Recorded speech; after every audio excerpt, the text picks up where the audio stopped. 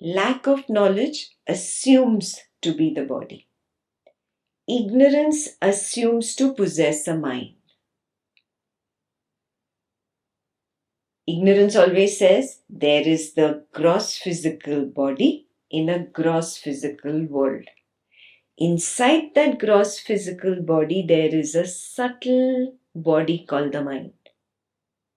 It is subtler and it is finite, limited to the border of that body. That is why you say, my mind is different from your mind. Why? Because you think your mind is limited to your body, because you've already said, this is who I am in ignorance, this body. Yeah. So, do I see it? This is how exactly in my direct seeing it is happening.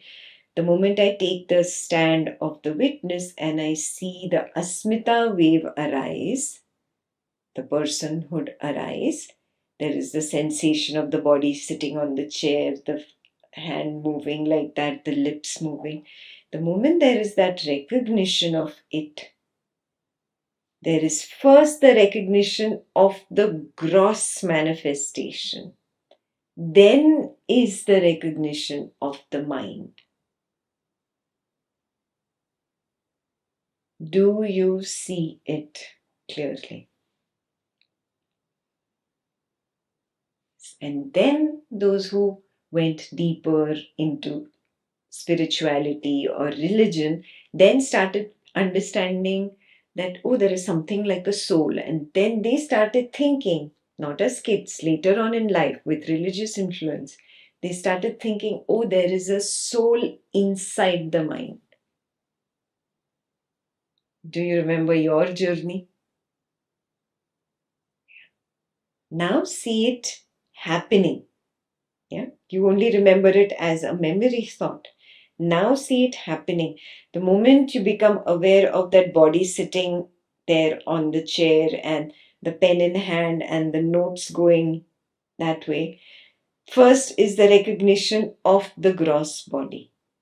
Then is the recognition of the intelligent thought that is propelling you to make those notes. And then finally, if you still have that kind of my soul is separate from your soul, that's where nations assumes to be an individual entity. Now the ignorance capsule is complete. Now there is a full I versus a you. I am ready to fight this world now. Do you get this? This is a full-blown illusion. Now that you have been working on staying as the witness, you will be able to see this in action. The soul part doesn't come in unless you're in an argument with somebody. Yeah? You say, that I am much better than you. I did this. What did you do? That I, you, that itself is that individual entity. Do you see this? In an argument, you will notice it instantly. In other things, it will be very subtle, subtly hidden behind all prim and proper decorum of the person. But it is there. Huh? You must attempt to recognize it. It is there even now. See, I am making better notes than the others.